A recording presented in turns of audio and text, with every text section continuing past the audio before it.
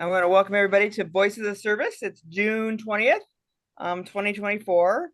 This is Sue Peterson, and today we are going to meet and hear more from our candidates for International Vice President and International Trustee.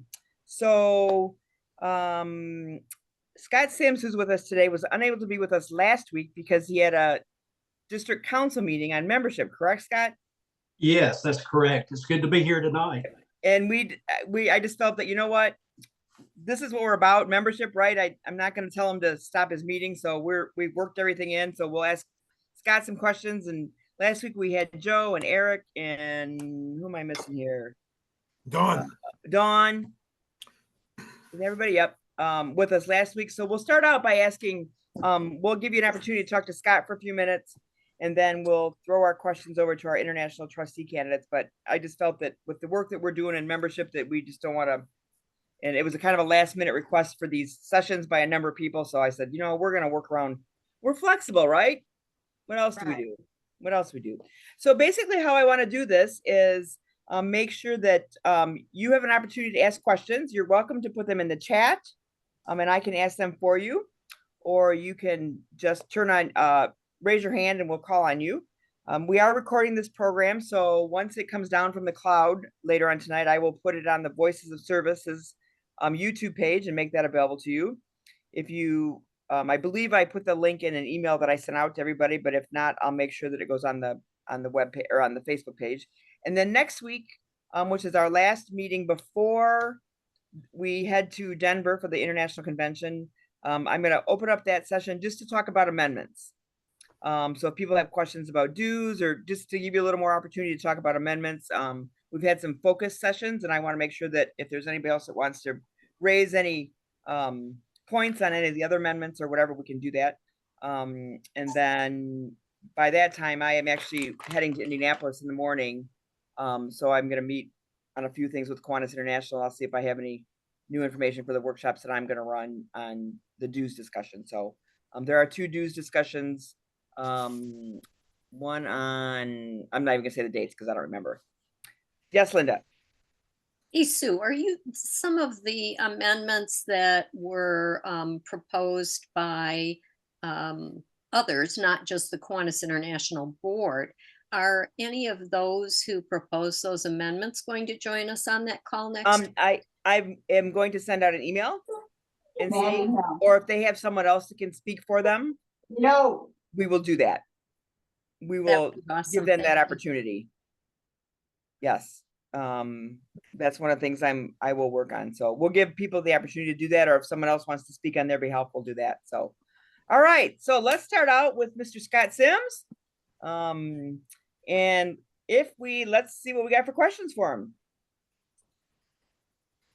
And I know you'll have questions because it's just not the way it works without one.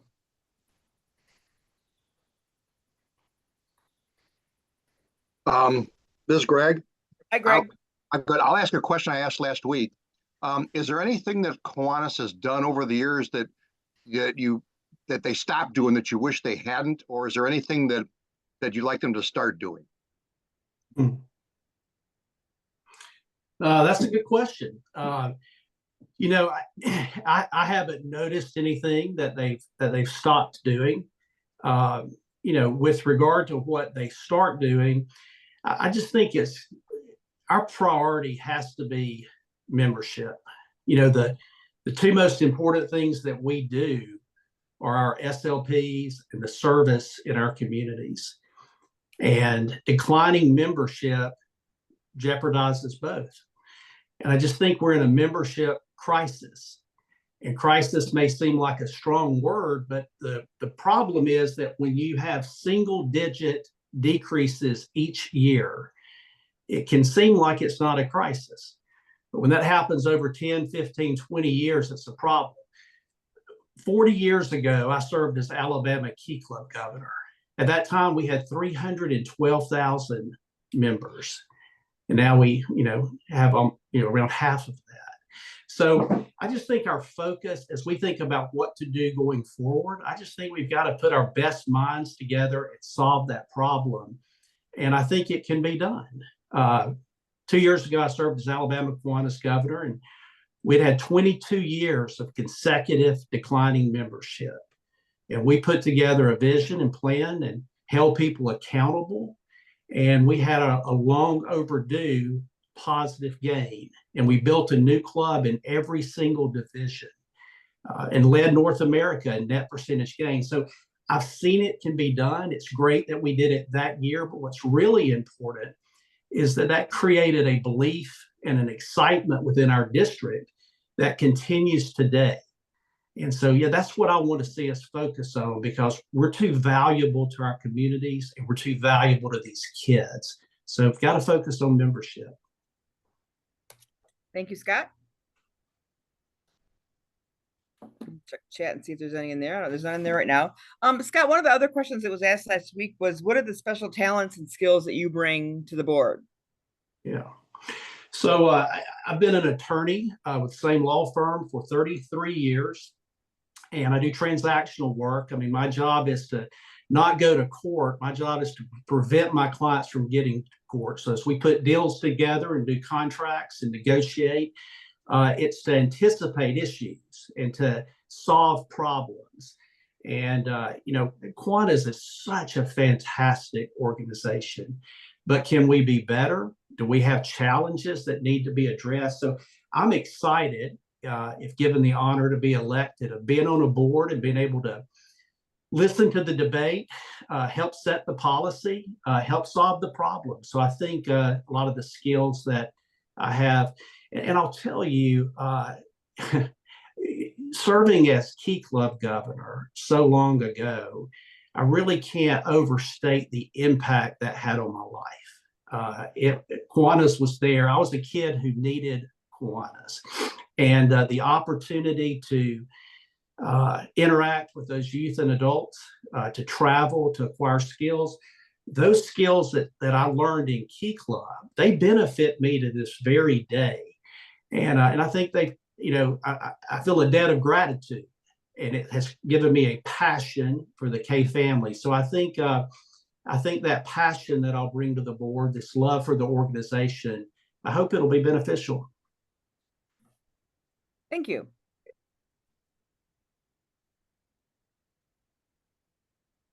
I know there are other questions, and I'm not going to take all of them. Dennis. Yeah, I'll ask what I asked last week as well. Some of the language or some of the words we're using currently are added value. If you were elected as a trustee, what added value would you bring to your districts that you counsel? Yeah. Well, I think it would be, Dennis, the same value that I brought as governor of the Alabama district. I brought a tremendous amount of enthusiasm. I've just shared a moment about how important Kiwanis was for me when I was a kid, and that's what's fueled my passion. The K family has been sort of the gift that's kept on giving to the Sims family. I met my wife on the Key Club board. I proposed her at a Key Club decon. I had a son who was Key Club international president, on and on and on. So I think when you really have, look, I'm 58. The time to build a resume or to worry about awards, I'm past that. So for me, this is about giving back. And I think when your heart is about serving and giving back, you can bring a lot of value. If I'm elected, I look forward to finding out what districts I would counsel. I have no preferences. Give me anybody, anywhere. And my commitment to them, my one, campaign promise would be that I will love on them and encourage them, maybe occasionally annoy them, but I'll be committed to helping them be the very best they can be. That's the attitude I took into the role as governor in Alabama. It's the attitude that I would take. We've got a lot of strategies. We've had a lot of great strategies. I'm all about strategy and goal setting, but we need some inspiration. We need some effort. And so I'd like to be an example of that. And I think I can add value to those districts. Most districts are like Alabama. Most districts have had declining membership. So I think maybe I can tell our story. They don't have to duplicate it, but maybe they can take some things we did and say, hey, that would work in our district. This might not work. We might need to tweak that. But I'm excited about the opportunity to potentially add that value and help a district reach its potential. Okay, we have a question in there. Everyone's always talking about membership and specifically keeping and building clubs, but many times it feels like the tools and help don't make it to the club level. What would you plan to do or offer to the area you counsel to turn talk into action? Yeah, I think I tell you, sadly, my observation is oftentimes there's a disconnect at the lieutenant governor level. I really think that we need to. I'm sad that at times we're begging people to serve. I just have to think that there are strategies to go find the clubs that are moving and growing and find out who those leaders are and get people who are committed in the board in those roles. But I think that if a lieutenant governor, it's easy to take the title and then not do the work. And I'm certainly not saying that's the case across the board, but I think in too many places, there are phenomenal resources at Kiwanis International. We have this big dues debate and discussion year after year after year. I can't tell you how helpful it was to me when I was governor of Alabama to find out about the resources, the written materials, the printed materials, the materials on social media, the staff resources. And every time I asked for something or called on support, I received it. And we took that and we implemented it, and it was so helpful. So the resources are there. If there's a communication blockage, and it may be different for different districts, we have to identify, what KI has to offer. Where is it stopping in the flow of communication, and address that? But I totally agree with the idea behind the question that we have to get resources aside from anything new we create. We have to get to the local clubs and allow them to utilize what we have. And quite frankly, I think that should be a huge part of the role of the lieutenant governor. If they go out and visit their clubs, contact them weekly, and intimately know what their needs are, then they can know what tools KI has that can help those local clubs. Thank you, Scott. We're going to transition now over to our vice president candidates. If you have any additional questions for Scott, feel free to put them in the chat so that we can have the he can have an opportunity to answer those any other questions. And I'm willing to stand. We can stand as long as we want tonight. But that way we can get into our vice president role. Scott, thank you again for joining us tonight. We appreciate the fact that you've readjusted that. Thank you. And we will continue on. So we're going to take that question that Scott, you just answered, and throw that at our vice president candidates. So everyone is always talking about membership and specifically keeping and building clubs. But many times it feels like the tools and help don't make it to the club level. What do you plan to do and offer to the area you counsel to turn talk into action? And the first person I see here is Gary. Yeah, that was a great question. And I think if we are going to make progress in clawing back the lost membership that we've experienced pretty much over the last 30 years, it's going to take incremental increases. But at the club level, as you noted, Haley, it's important to be able to let the members know what is available.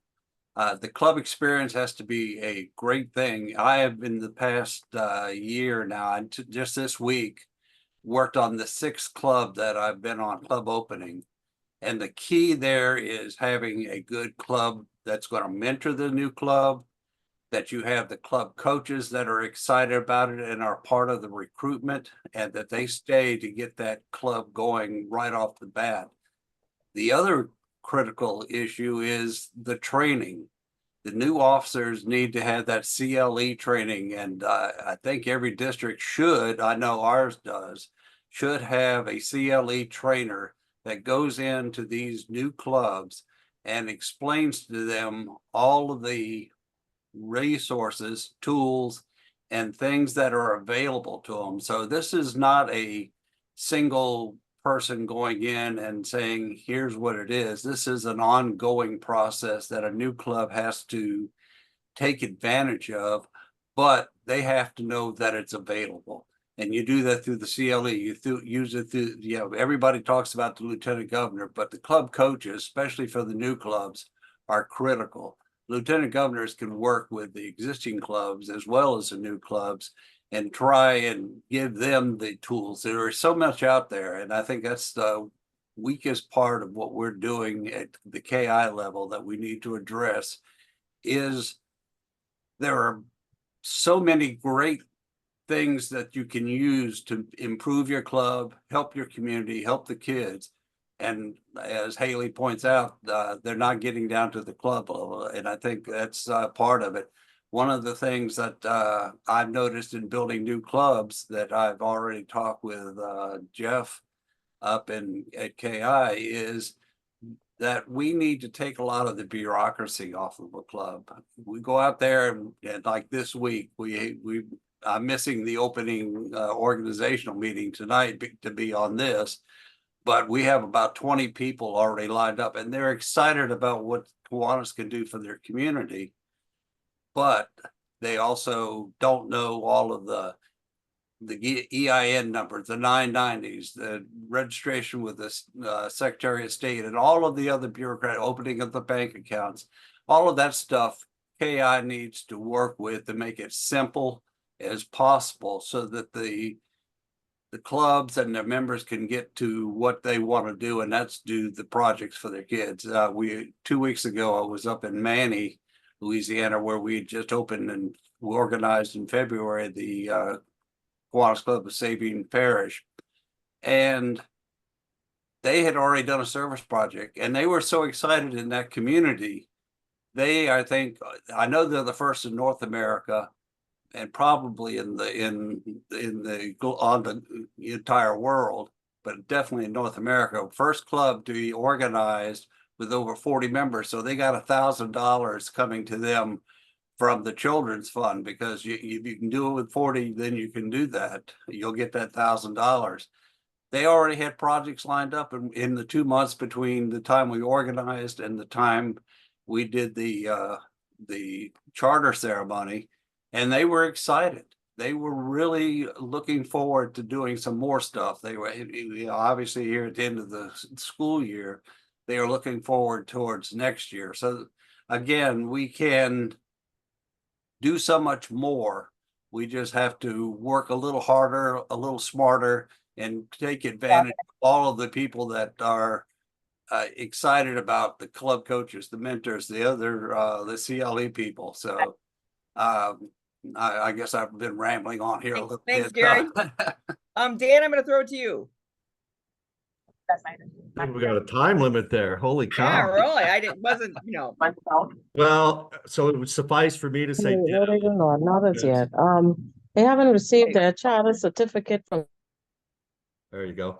It would probably suffice almost to say ditto, because I respect Gary as a Kiwanian, and we have a lot of the same experiences and knowledge base. But for me, I guess the way I would. I mean, we have the.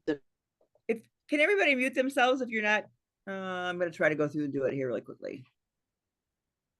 Except for Dan. So everybody is muted, Okay. but this one keeps unmuting. Okay, all right. Sorry, Dan. That's okay. So first and foremost, I believe that Kiwanis International has a plethora of outstanding resources for recruiting new members, for retaining current members, for building clubs, for leadership development, for public relations, et cetera, et cetera. I think there's a lot of tools at the KI level. I think that the disconnect is all of that great stuff, for whatever reason, doesn't get all the way down to our clubs where it needs to be, to where the rubber hits the road to be most effective. And I think that the most important aspect to making sure that that stuff gets down there is all about relationships. We are a relationship-driven organization, and we need to make sure that the area coordinators are doing their jobs to connect with governors and district membership coordinators and those folks. We need to make sure that governors are doing their job and are visiting divisions and having monthly leadership meetings and reaching out to folks. And then we need to obviously make sure lieutenant governors are doing what they're supposed to do. I've seen in my 20 years as a Kiwanian a tremendous fall off in lieutenant governor visits. Is it obligatory or is it voluntary? I always thought it was obligatory, that you had to make 3 visits, but that isn't the way it is anymore. I don't know where we fell off on that, and that's not great. So I think we need to build the relationships from the area coordinators to the governors to from the trustees on down, and get the lieutenant governors enthusiastic. Our job is to inspire excellence, I think. And then get the lieutenant governors to do their visits and reach out, get their lieutenant governors to have the vision meetings. And some places are outstanding that way, but some it's gone away. Interclubs have went away. We don't learn from our colleagues anymore. They used to be all the time. We had interclubs weekly coming to our place. So I really think the materials are there. It's about connections between humans, interpersonal relationships, to really get the stuff down there. And that has to do with membership growth, with leadership development. I think that CLE online is not great. I think it's okay for some people, but for lots of folks, it needs to be face-to-face. And depending on the district, that has largely gone away.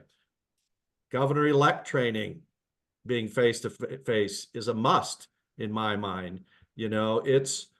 I understand why this year it was what it was due to the budget issues. And that was a big conversation, however you fall on that. But I think going forward, we need to make sure that we do that. So I just think it's about relationships. I think the tools are there, and we just need to inspire folks to utilize them. Thank you, Dan. Hope? Hope is, if she's able to be, there she is, okay. I'm trying to get on my video. If you can't, that's okay. We understand.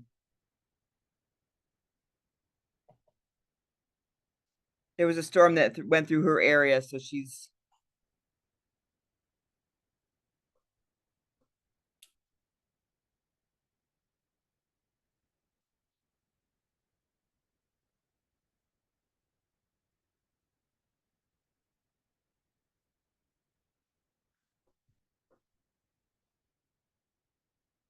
Hope, can you hear us? Hear you. There you go. Can you hear me? We can, yes. Thank you. Okay. Yeah. I think I can get my video up now. I'd really like to have my video up if you don't mind. Here I go. Nope, that's fine. Yeah. I think we have lost our way in terms of the soft skills, and that's something I learned when I was incoming president in 2001. How important it is to have those soft skills. And yes, it's not the soft skills that make you the money, et cetera, but it's the soft skills that help you to motivate, that helps you to, to generate people who want to be with you.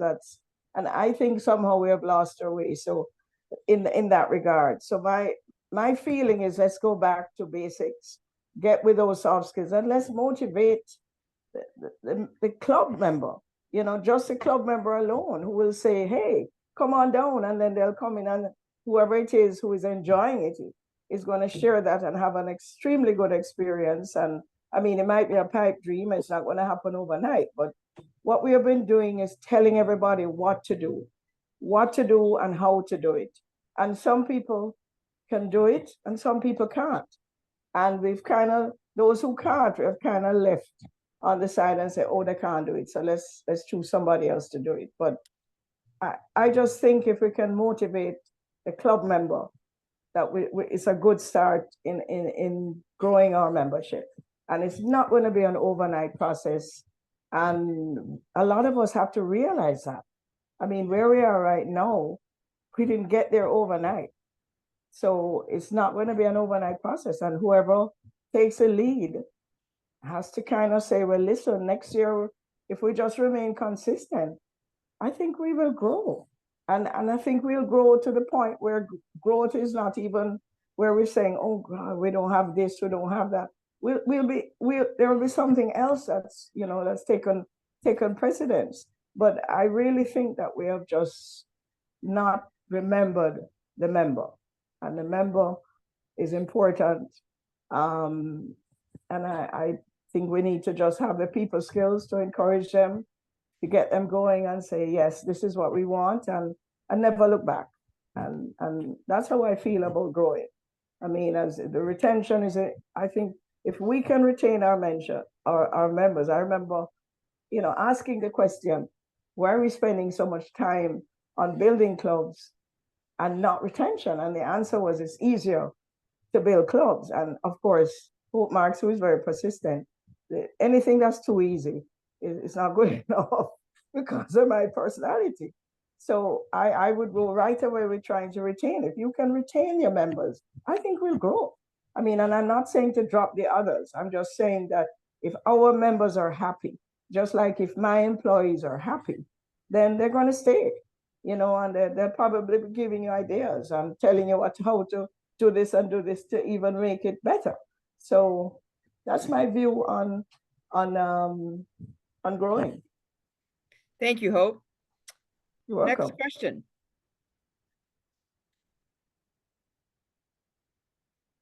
Okay, I've never seen this group quiet.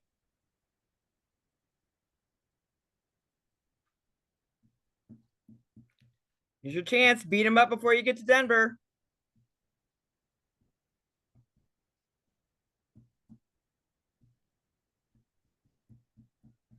Dennis, will you ask your question that you asked last week of the trustees asset for this group? Sure, I will. Again, we're talking right now, the movement in a lot of the discussions I've been in have to deal with added value. If you, in your position, if you're elected as vice president, what added value would you bring to the Kiwanis as a whole, as well as to the districts in which you would provide counseling? Dan, we'll let you go first. All right, thanks. Again, similar to the first question, I believe the greatest value that we bring to the table is relationships that we have with folks. I think if any of you have ever been up to the Seattle area, and I know Jackie Sue's on here, Pike's Fish House, they came out with a video, and the essence of the video told you how to be a great leader. And the number one thing was being there. You need to be present. You need to engage with people and be with them. The job of a trustee or an officer of Kiwanis is threefold, I think. It's to govern, it's to counsel, and it's to inspire. And in order to govern effectively, you need to know what people are thinking. So sometimes I might get a little cynical sometimes over the last 3 years doing 400 Zooms a year for Kiwanis International. However, that's a Zoom problem, not a Kiwanis International problem. But there's a lot of value to that. It matters to the districts. There's no doubt about that. I think when you go to council, to conventions or mid-years, you need to engage with folks and talk to them and be there and not just be a figurehead who's kind of there. When it comes to counseling, you need to be able to give good, solid advice. I think my experience as an educator and as a school superintendent and administrator and as a Kiwanian lends a lot of value to be able to, and this is a term I think is more the business world than Kiwanis, but I think it's important. The business people talk about seeing around corners, which means you can't just be a leader if all you can see is 20 feet in front of you or a week in front of you. You need to be able to see around the corners and know what's coming. You need to be able to know what the unintended consequences are of your decisions before you make them, and those unintended consequences start to run wild. So I think that when we're counseling districts and interacting with members and clubs, and when we're governing, we need to be able to sort of go through all the information, which is our job for, duty of care as a board member, to do our level best to get as much information as we can, and then to counsel wisely. And then the last thing is, I think the value comes in inspiring folks to be motivated to get better. The Japanese have a term called Kaizen, which basically means you need to get a little bit better every day. As Hope pointed out, and I agree with her, and Gary pointed out, this problem didn't start yesterday. So it's going to take a while to get to where we want to go in terms of membership. And I think a little bit at a time will help the organization and our clubs flourish. Thank you, Dan. Hope? There she is. Well, value for me is not something that happens overnight. I felt that, you know, I picked up the value it brought to me maybe after being in it for 5 or 6 years, maybe less, but I was this one excited Kiwanian who just wanted everything to be positive, etc., etc. And of course, as you grow in Kiwanis, you realize that it's not that. But as long as you feel that you're gaining something, whether it's just a touch, whether it's just a smile, whether it's just gratitude, all the things that money can't buy, you know, you want to stay in it. And I think the first thing is setting that example. You know, once everybody sees that in you, they'll say, okay, maybe I'll give this a try. So with the districts that I've counseled, the first thing I do is say, listen, you tell me about what you're expecting of me. And I take that 100% as their guide for me. And we share. And once we start sharing and they see that I'm going to work. I mean, I love what I do, but I also like to work and I'm giving it my best shot. So they see that. But value for me is not something that happens overnight. You have to, you know, it's not. So it's kind of a question like what value you're going to bring. I'm going to bring the value that I have. And I know that it's, I mean, my value is priceless. And that's what I'm going to be bringing to the district. How you receive it is something else. And I can't force you to say, take my value, because it's all different things. But I'll say one thing is, most Kiwanians who have gotten to, say, governors or lieutenant governors tend to already have an understanding of the value of it. And it's just been an enlightening experience for me in terms of that. But the bottom line is, for me, value just doesn't happen overnight. You know, you have to kind of feel and see the things around you, and then you decide, okay, this is great, and I want to share it. And how you share it is I guess is what ends it all. But the truth is, I can't. You can't ask me. If you ask me what's in the value in it for you, I think that's a tough question for me to answer. You need to tell me what's, you know, the value is in it for you. But anybody who's listening, there's a lot of value in Kiwanis, okay? Thank you, Hope. Gary? Sure. Gary, you're on mute. I believe the one thing that I bring to the table is my experience and dedication. Learned a long time ago when I was in the Army, you lead from the front and you set the example. So what I'm bringing to the table of my value is I am not afraid to get my hands dirty. I'm not afraid to get out there and listen. I think that's one of the strongest things, having been in a university administrative position for nearly 40 years. You hear all kinds of different opinions. Faculty have an opinion, students have an opinion, visitors have opinions, the administration has an opinion. So you have to weigh everybody. You have to be able to listen to everybody. You have to be respectful and take all of the input, because nobody has the one right answer. And if we're going to work as a team in Kiwanis, we need to have somebody who is going to bring that team together, listen, and lead. And I think that's the value I bring to the table. Thanks, Gary. Okay, we get several questions in the chat here. So I'm going to start talking. Let's see if I can go back here. Where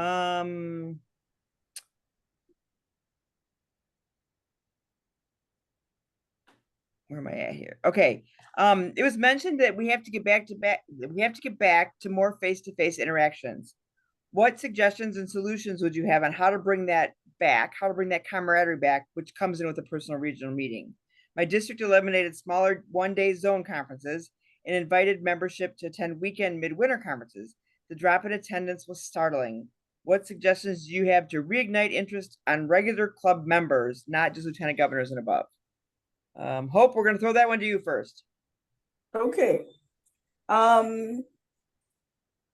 Because I really enjoy what I do, somebody might invite me to an event in Ohio. I live in Jamaica. I actually will put a budget together. I realize that members want to see you, the leaders, and they get very motivated when they see you. So I have been able to do this, and I would encourage anybody who is going up for higher office internationally to put your budget together so you can face to face whether Kiwanis is paying for it or not.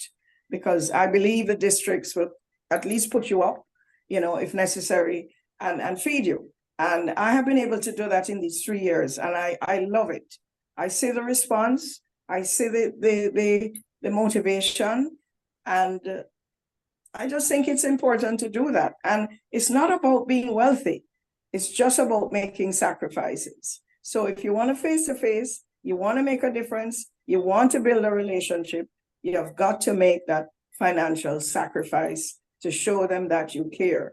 I think most Kiwanians, they wanted to care what you know, but I think they really want to know that you care. Thank you, Hope. Gary? Well, I think a lot of it has to do with you do what you enjoy. And if it's, whether it's service to the children, to your community, whether it's just having a fun time with your fellow members in your club or your division or your district, I think putting fun back into a lot of clubs that have become a little dry and stuck in the mud would go a long ways to try and increase the enthusiasm on the part of the members, and to have some things that would work to bring them together. And I'm starting to ramble again, so I'll cut it off. But main thing is bring the fun back to the Kiwanis, and then letting people want to come together. Thank you, Gary. Dan? I think it's a long list, and I think different clubs and different districts do it in different ways. But number one, I would say make it fun. I really don't understand people who are Kiwanians or Rotarians or work at the Boys and Girls Club as volunteers and are miserable doing it. I just don't really get that. Volunteer should be exciting and uplifting and fun. I think service needs to be relevant. I think too many clubs just do fundraising and don't do hands-on and don't get out into the community and interact. They don't interact with the key clubbers and the builders clubbers. If you think you're burned out, go hang out with them for a while. They'll pep you up for sure. I think new members can help a lot. All of us remember 7th grade when the new kid moved into the class. It was more exciting. We all remember when we got a new boss. It was more exciting. It was better. So new members will help to bring in new excitement. I think that I would recommend all clubs go through Achieving Club Excellence exercises to find out what the members think about your club and how you can make it more exciting and more interesting. I think that as for division and district meetings and mid-years, number one, they got to see value in it. They got to enjoy it and do all of that. It's easy to stay home with Zoom. I think for a lot of people, I think the cost is part of it as well. But I see districts that say, we don't have enough money, so we're going to have to cancel the mid-year next year. So to me, that's to cut off your nose to spite your face, because there's no excitement. So you lose members. Mid-years should be rousing and fun and educational and get people excited. It's an investment. Unless you're absolutely 100% broke, you need to invest in getting the folks fired up and educating them. So those are a few of the things that I think are important. Thanks, Dan. The KI board endorsed an amendment to reduce the size of the board over the next 2 years. Convince me that less member input is positive for the organization. Gary. Okay, say that again. So the KI board endorsed an amendment to reduce the size of the board over the next 2 years. Convince me that less member input is positive for the organization. It's not, reducing the number of the board is not reducing the member input. It is only a recognition that we have dropped in members over the past 3 decades. We are not anywhere close to the 300,000 when I first joined. We're down about half of that. And if we're going to be good stewards of the money, we cannot in any sense have more people doing less for less people.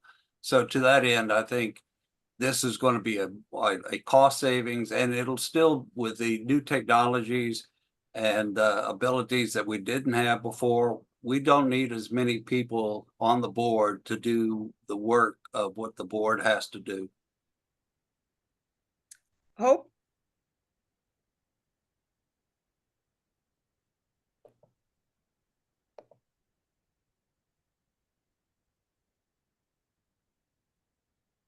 Hope, would you I don't know if she can see this. Dan, why don't you go ahead and answer that? Well, I would just say I that, think as a, oh, I'm sorry. You want me to go ahead, Sue? Go or- ahead, go ahead. Yep. go ahead, Hope. Yep. Okay, I've learned as an employer that sometimes the more people you have is the less that gets done. And I have no problem with having a smaller group. And I'd like to encourage those who think otherwise, that it is okay to have less people and you'll still get the job done. So if the board wants to lessen the size of the board, I actually think it's a good idea, and it shows a sense of being fiscally responsible, which is what, you know, we need a lot. I think we can still get that job done. Thank you, Hope. Dan. The thing is that we just have those.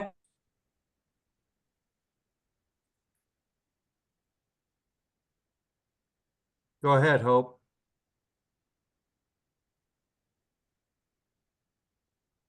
I spoke. Okay. All right, you're you're good. done? Okay. Okay, We had yep. we had a blip there, so we weren't okay. Dan. We love Zoom, don't we? Yes. That's great. So I think it's probably true maybe that the opportunity for more North American ex-governors to rise to the trustee level might be limiting somewhat. But I think the board's thought process and staff's thought process on this was, do you need the same amount of governing officials for 160,000 members as you do for 320,000? And the resounding viewpoint was no, we certainly don't. And I think it's also a good faith effort by the board to reduce travel costs, training costs, and those sorts of things as well. So I support that decision, as does our entire board, I believe. Thank you, Dan. We have a question about Amendment 8, which is about remote voting. And I may need Suzanne and Joe to explain a little further what they're talking about. They're looking for information from KI staff to members about the request, or providing information to Kiwanis International to members before conventions they believe and trust it. We need education for Kiwanis not to be afraid of it. Well, if I can, I would like to explain. I work all my life in IT department for Swiss company. Switzerland went through a lot of research and advertising to the public about remote voting. They did a lot of tests. They proved all kinds of issues. I don't want to go to the details. However, they communicated to the public. They explain remote voting. They explain everything. We had amendment. I was personally at the conventions when it was a remote voting. How it was handled, that let's not talk about that. For the future, KI looks like kind of, oh, you know, Yes, we do something, we don't do. Both support voting. I understand. Kiwanis members support voting. Our situation, like us, we need remote voting. For medical reason, we cannot fly. We go to conventions that we can drive. We would love to go to Jamaica, and Hope knows that we had to fly. We cannot do that anymore. Look at the age of Kiwanians, what they are. And plus, it's expensive. A lot of members in our club, they just don't want to spend money to go to Jamaica and then to go to Denver. From our club, nobody goes to Denver because a large amount of our club went to Jamaica. Kiwanis international staff should advertise that members will trust remote voting, explain what is available, and then people will trust KI and members will vote for remote voting. That's my feedback. Thank you. Thank you. Gary, Dan, Hope. I'll take a stab at it. So first of all, and I thank you for your comments there, Joe. This particular amendment was proposed by the Capital District, not by our board. Our board did vote to support it because it's very similar to the one that we proposed and supported several years ago as well. And so on the remote voting front, the good news is people are going to get to choose. Our delegates can choose whether they want to do that going forward or not. If the question is, should KI do further education on the pros and cons of remote voting, that's probably a legitimate conversation that we certainly could have. But as far as Denver coming up, that was proposed by somebody else and not by the KI board. And I understand this issue, I believe, is, probably everybody on this call knows right now, thumbs up or thumbs down. It's a gut level decision because some will say it's a issue of belonging and allowing people around the world to vote for our membership and not just the people that can afford to go. I get that. There's a whole nother group that's going to say that will be the end of the international convention. Why even have it? So there's lots of different angles to this conversation. And the good news is the members get to decide on whether or not this will be part of Kiwanis International going forward or not. Gary, any thoughts? Well, again, the board proposed it last year and it was voted down, and it was brought back by Capital this year, the exact wording.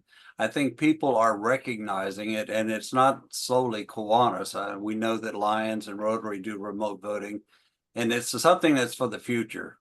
Yeah, I think it is something, if we're going to be truly a global organization, as Joe pointed out, we've got to be able to reach out to every member and every club and have them have a say, and not just those who can afford to come to a convention in Denver or Pittsburgh or Manila, wherever.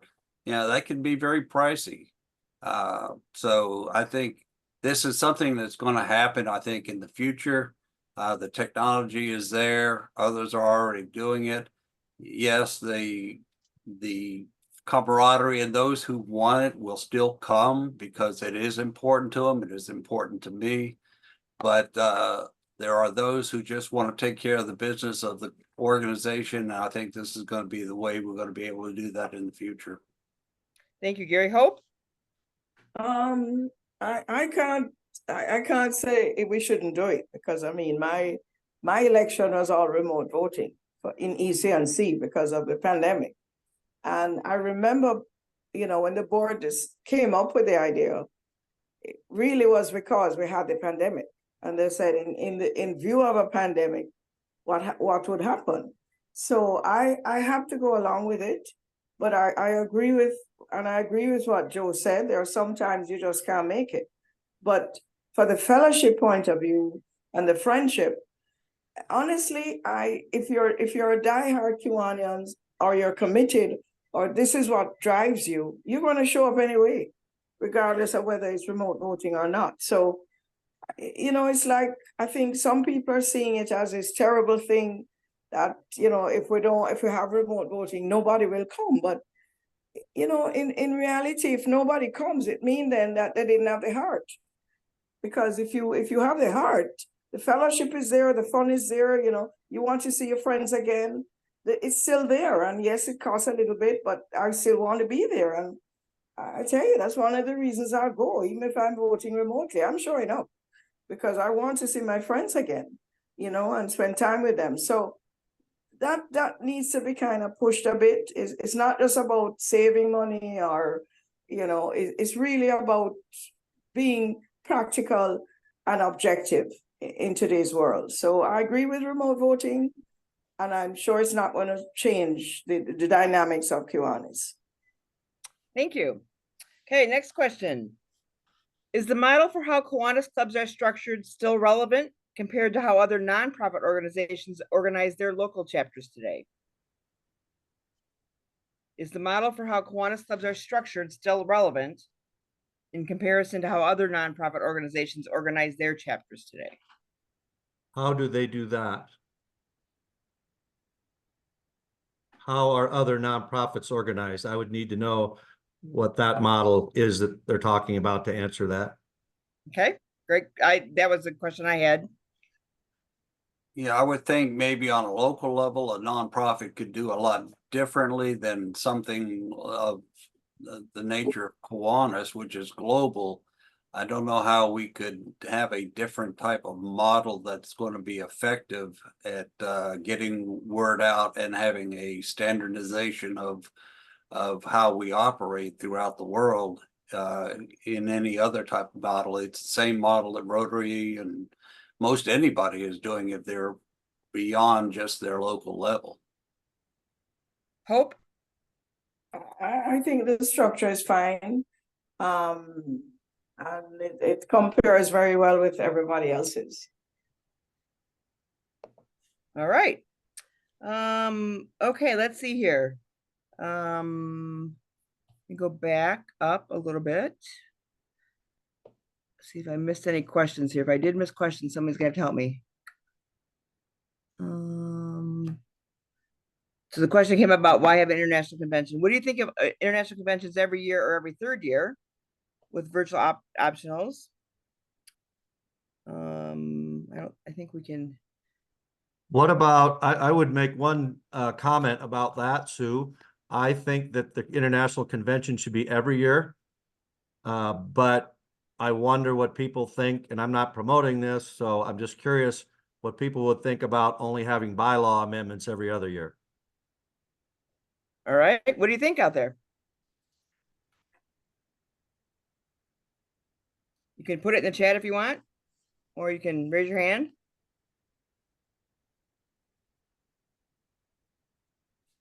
So I will tell you that I was at a conference a couple of weeks ago that does their voting online. They actually had more people at their convention this year, their conference, than they had in the previous year because of the educational opportunities and the speakers that they had. Because they didn't have to worry about the voting. People weren't worried about the voting. They were able to focus their time on the service, and it was more of an educational conference on what they were doing. Hope? Yeah, Sue, I endorse, as about to say, education is so important. You know, I've been to a few district conventions, you know, outside of just on my own dime. And when you hear you talk to the new members and they said, there's a bigger picture. And I said, yeah, there is a bigger picture. And that's why you need to just get more involved to see all of that. Because I think once you stay in your club, you never travel, you never leave your district. My thinking is that you don't realize there is a bigger picture. And, you know, you don't attend your district conventions, your district mid-year, and people are grateful for that. When they see that, they realize, oh. But that education thing, and I've said that I think educating Kiwanians will also help us to retain them, you know, and I'd like to, and I mean, my education team knows already how I feel, but I really think maybe a slot once a month, once every quarter, just on education. I remember when the magazine had this education thing on the back page, that's what our club used when we just started, you know, every week. And that's what we use. We had an education slot. And I think it's just as important as telling them about how to grow, and everything. So I'll agree with everything you just said. All right. Other questions? There's some great information in the chat and some great comments. And I'll make sure that this chat information is provided to you with the when I let you know that the link is available for the program, but I'll make sure that I give you the information that's in here because there's some great comments that would be helpful for the board. Other questions, because I have a couple more, but I want to see, I don't want to take up the time if other people have something. I would just add to that last question that it's difficult because the way we are arranged or organized, any club can make a proposal for a bylaw amendment. Just as we're the board has put forth like 3 or 4 this year, but most of them are coming from other clubs and other districts. And if we try to restrict that, I think we're going to be doing a disservice to the people who really want to have some input on how the organization works. All right. Other questions?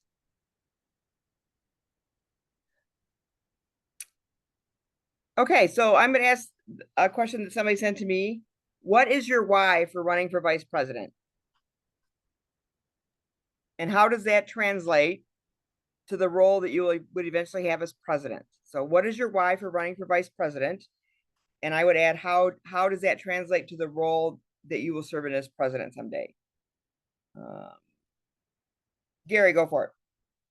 Well, I think why I want to do this is, and I would encourage anybody starting even at the club level and up to the lieutenant governor and governor, is as you move up in the organization, you see the benefit, the impact that we're doing globally, and the impact that we're having in a positive manner for everybody, and the benefit that you get for yourself in seeing how you can make a difference in the lives of your community and especially the children. I think as I have moved up in here, I have seen there is so much more to do. There's so much enthusiasm that I have that I want to express to everybody and just go out and spread the gospel of Kiwanis and try and get that enthusiasm back at the local level. Thank you, Gary. Dan. My why has to do with children and being advocates for children. Kiwanis's motto, to serve the children of the world. As an educator for 35 years, that's why I did that for 35 years. That's why I find Kiwanis so awesome and such a great place. And so my why is to serve children through extending the great legacy of Kiwanis. That's really important. It's a great organization. We hope it lasts another 100 years. We need more communities. Every one of you is in a community that has food insecurity and children that can't read, and the list is long. We need to continue to provide service to those folks. And then the third thing, my why, is this. This is so awesome. The relationships that you get through Kiwanis, lifelong relationships. I receive season's greetings and holiday cards from Jewish folks, Hindu folks, Catholics, a variety of people who from all over the world who I wouldn't have known other than Kiwanis. And I know a lot of you have similar stories. So that's my 3 major whys. Thank you, Dan. Hope.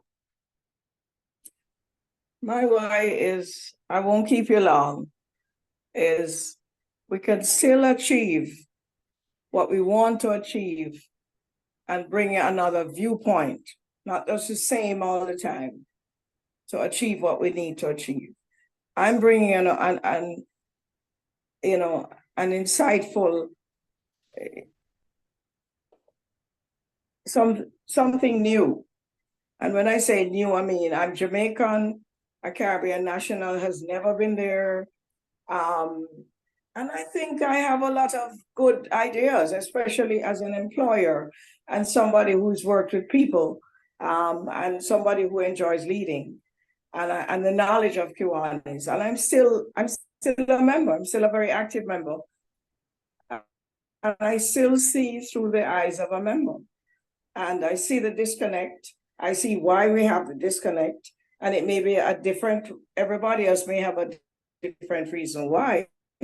But I'm hoping that, I can solve that disconnect by bringing another flavor to the organization as a leader, because I've listened enough to know that we kind of need another flavor. Let's put it that way. And I'm just thinking about the ideas and coming out of the box just a little bit more and taking chances. We have got to take chances to get where we need to go.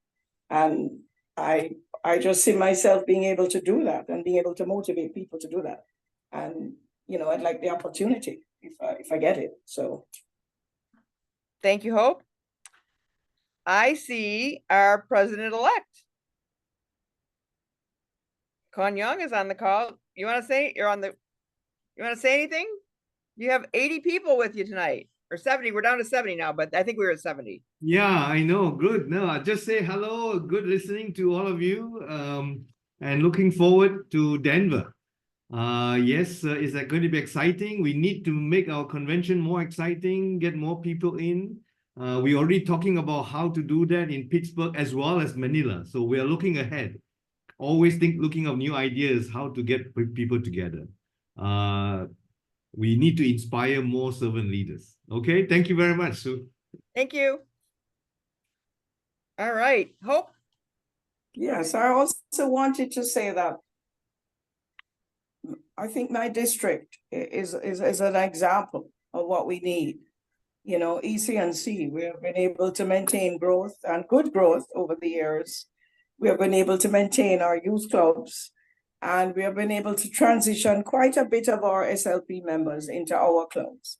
And I think we need to do that, because I don't think it's by accident they were actually called the Kiwanis family. I think that they are really the heirs to our throne. And ECNC definitely seems to have had the formula to get this done.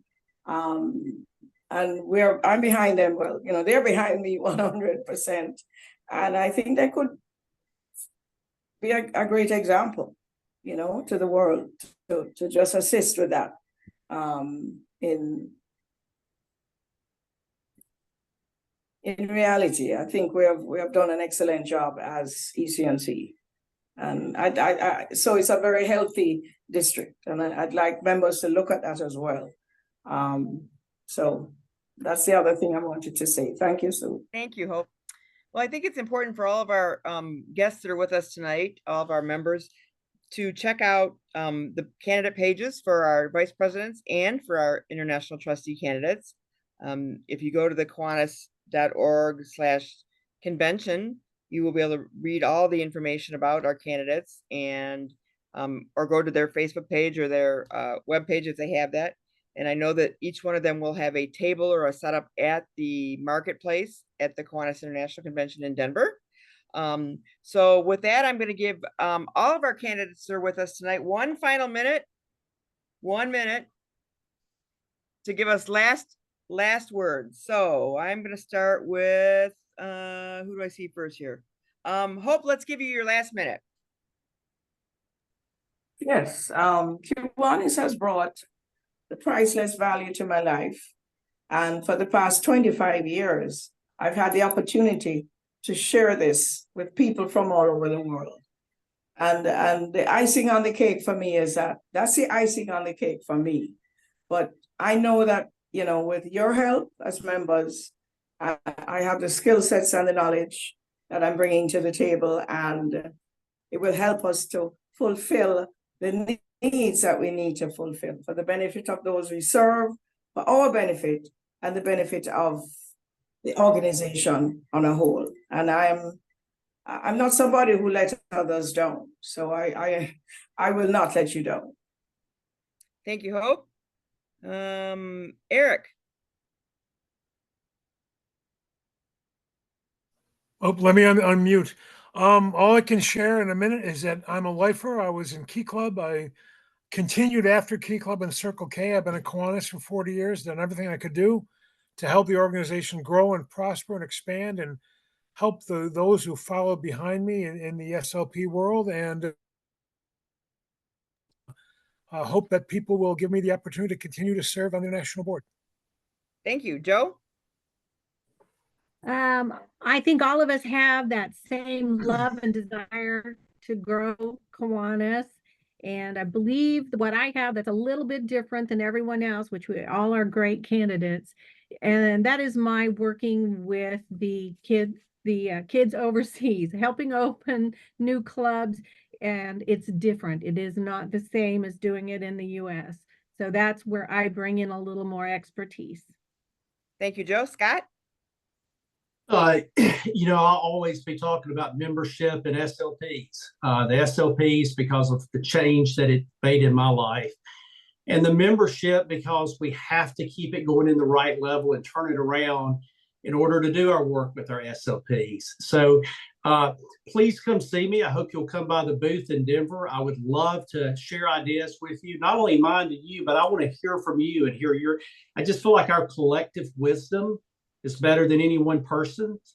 And after traveling to a number of districts these last 8 or 9 months, this campaign, I'm just more inspired than ever that together, all of our passions can actually lead to some results and positive change. So thank you for the opportunity tonight. Look forward to being with you in Denver. Thank you, Scott. Dan? First of all, I want to say thank you all very much for joining us this evening and hearing all of our thoughts on all these matters. I also want to thank you all for your great service and keeping Kiwanis alive and well. It's truly a great organization, and I'm proud to be a Kiwanian. We know we have challenges, the usual suspects, membership growth, finances, SLPs, and I think a newcomer to the list is trust in government. Trust that our board is going to be transparent and open and do what's right for the clubs who are the members of Kiwanis. I believe that I am in a position to be able to make sure that going forward, we build on the trust issue so that we all are moving in the same direction. I'd like you to encourage you to stop by booth number 15 in the exhibit hall. You can stop by and say hello. I'd love to see you all there. So thanks again. Thank you, Dan. Gary?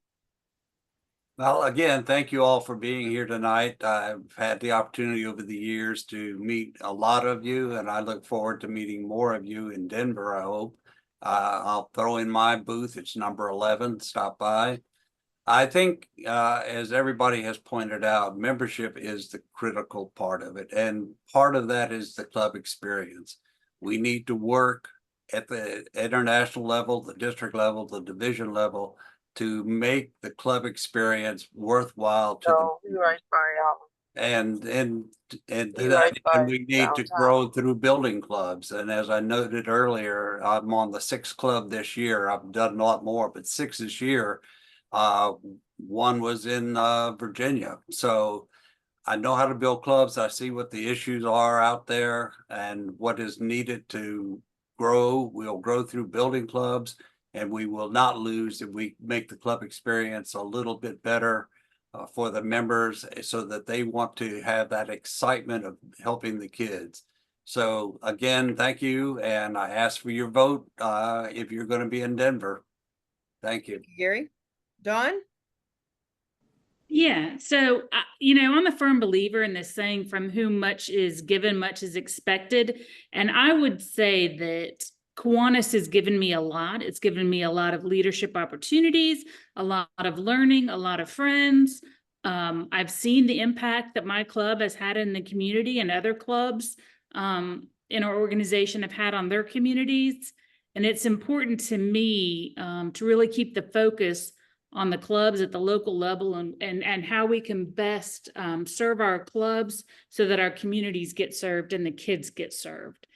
And I'm really just doing this because I feel like, you know, I love Kiwanis and I want to see it continue and flourish so that it's alive in our communities and working with young people. And that's why I'm putting myself out there in this way. Thank you, Dawn. Did I get everybody? I think so. I'm looking at the list and going, okay, did I get it? I know that Larry's not with us tonight, but all right. So thank you all for being with us tonight. This is great. There's been some great discussion and I really like the information that's in the chat. I will make sure that gets to every one of you, and then I'll make sure that it gets to the office staff as well. I'll pass it on to the president-elect and the president and anybody else that'll take it from me in my pictures, right? In my stuff. We will plan to see you next week, same time, 8 p.m. Eastern time, for a discussion on the amendments. I will reach out to everybody that has put amendment proposals in. Many of the board members that would like to be here next week as well. That would be great to have your input on those. With that, I'm going to call it an evening. Thanks everybody for being here. Have a great week and we'll see you next week. Thank and you. in my world, we say go green, but I know that doesn't work here, does it? Thank you. Thank you. Linda and Bye. Ben. Good night. Good night, everyone. Bye. Good night. Bye.